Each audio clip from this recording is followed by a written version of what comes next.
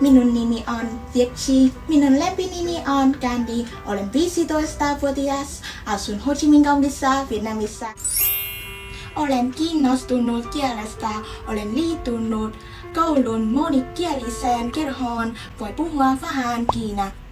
你们好，我叫切，我叫徐若吹，也发喊Japania。皆さんこんにちは。私はチーです。よろしくお願いします。私はフィンランドが好きです。Suomi, odottaa minua!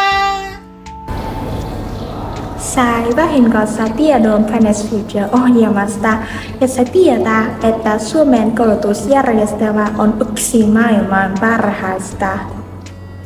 Olen lukenut, että vaikka useimmät amerikkalaiset ja muut maat näkevät koulutusjärjestelmän suurena kilpailuna, suomalaiset ajattelevat toisin. Kirjassaan Pasi Salparin lainaa suomalaisen kirjailijan Samuli Paronen kohtaa, todelliset voittajat eivät kilpaile. Minulle Suomi on loistava paikka toteuttaa unelmaani ulkomailla opiskella, mikä voi auttaa minua kasvamaan aikuiseksi ja itsenäistymään.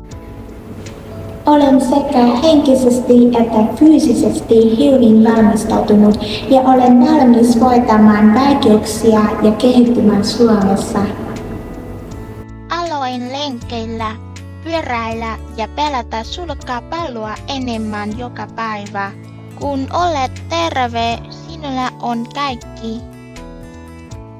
Opiskelen järjestämään kotitöitä, käymään kaupassa ja laittamaan ruokaa. Aloin hallita aikani ja laatia sopivan aikataulun jokaiselle päivälle. Harrastukset ovat toki hyvä tapa järjestää vapaa-aikaa. Minun harrastuksiani ovat piirtäminen ja tanssiminen. Lisäksi opiskelen hallitsemaan rahaa. Rakastan luontoa ja kaikkea ympärille enemmän. Arvostan jokaista hetkeä perheeni kanssa.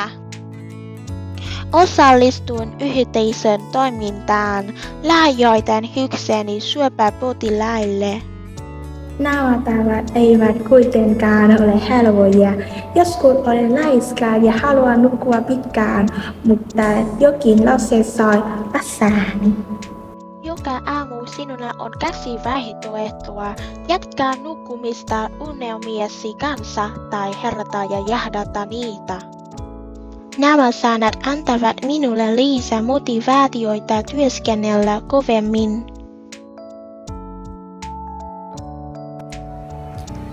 Uskon valintään, jonka teen tänään. Minun on aika vastata kysymykseen.